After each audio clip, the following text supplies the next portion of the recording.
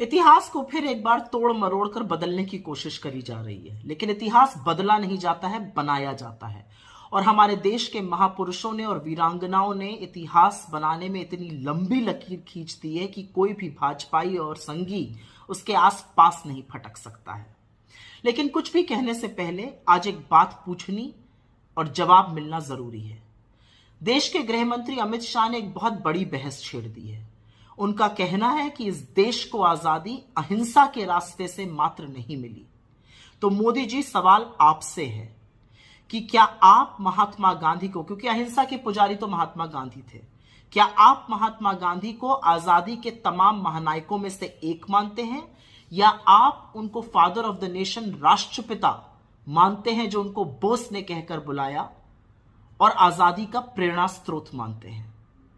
क्योंकि अहिंसा, शांति और सत्य का पाठ तो महात्मा ने ना सिर्फ हमें पढ़ाया, पर उनसे प्रेरित होकर अमेरिका में मार्टिन लूथर किंग जूनियर और अफ्रीका में नेल्सन मंडेला जैसे लोगों ने अन्याय के खिलाफ शिद्दत से लड़ाई लड़ी और जीती।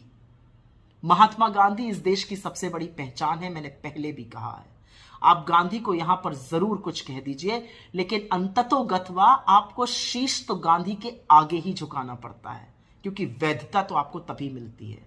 तो जब आप लाल किले के साउंड एंड लाइट शो में गांधी को एक लाइन में सीमित कर देते हैं या नेहरू को विलुप्त कर देते हैं, तो इससे ना नेहरू छोटे होते हैं, ना गांधी का कद खत्म होता है। इससे आपकी छोटी और तुच्छ सोच का और छोटे मन का पता जरूर चलता है। गांधी वो हैं जिनके लिए आइंस्टाइन ने कहा था कि हाड़ और मांस का ऐसा एक पुतला कभी इस धरती पर विचरता था, आने वाली पीढ़ियां ये विश्वास नहीं कर पाएंगी।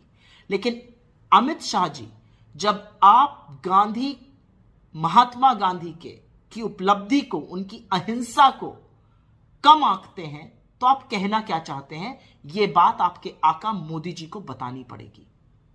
और एक बात और पूछना चाहती हूं, कब तक महापुरुषों को लड़ाकर अपनी दुकान चलाते रहिएगा? इतिहास में महापुरुष लड़ नहीं रहे थे, इतिहास में महापुरुष एक साथ खड़े थे। नेहरू जी, जिन्होंने दशकों पहले वकालत छोड़ दी थी, उन्होंने फिर से वकील का चोंगा पहना था, क्योंकि वो आजाद हिंद फौज के वकील बने थे और 1945 में उसी लाल किले के अंदर जाकर तारीखों पे जिरह करी थी, बहस करी थी और उनके पुनर्वास के लिए भी सतत कार्यरत रहे थे। वही नेहरू जिनके बारे में सुभाष चंद्र बोस जी की बेटी का कहना है कि उनको और उनकी मां को वो गुप्त रूप से आर्थिक सहायता करते रहे। वही नेहरू जिनकी पत्नी के स्वर्गवास पे और उनकी बीमारी में सबसे पहले पहुंचने वालों में से सुभाष चंद्र बोस थे। और वही सुभाष चंद्र बोस जिन्होंने आजाद हिंद फौज की 2 रेजिमेंट्स का नाम गांधी और नेहरू पे रखा था। और वही सुभाष चंद्र बोस, जब वो आजाद हिंद फौज में लोगों की भर्ती कर रहे थे, तो आपके माफी वीर ब्रिटिश आर्मी में लोगों की भर्ती करा रहे थे उनके खिलाफ। तो कब तक महानायकों को लड़ाइएगा? असलियत यह है कि इस देश की आजादी में गांधी का योगदान है, नेहरू का योगदान है, पटेल का योगदान है, भगत सिंह का योगदान है, चंद्रशेखर आजाद का योगदान है, अशफाकुल्ला खां का योगदान है, राजगुरु का योगदान है, रामप्रसाद बिस्मिल का योगदान है। और किसी के भी योगदान को आप कम नहीं आंक सकते हैं।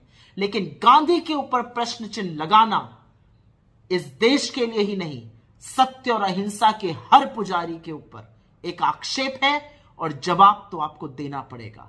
छोटे मन से राजनीति नहीं होती और इतिहास बदला नहीं, बनाया जाता है।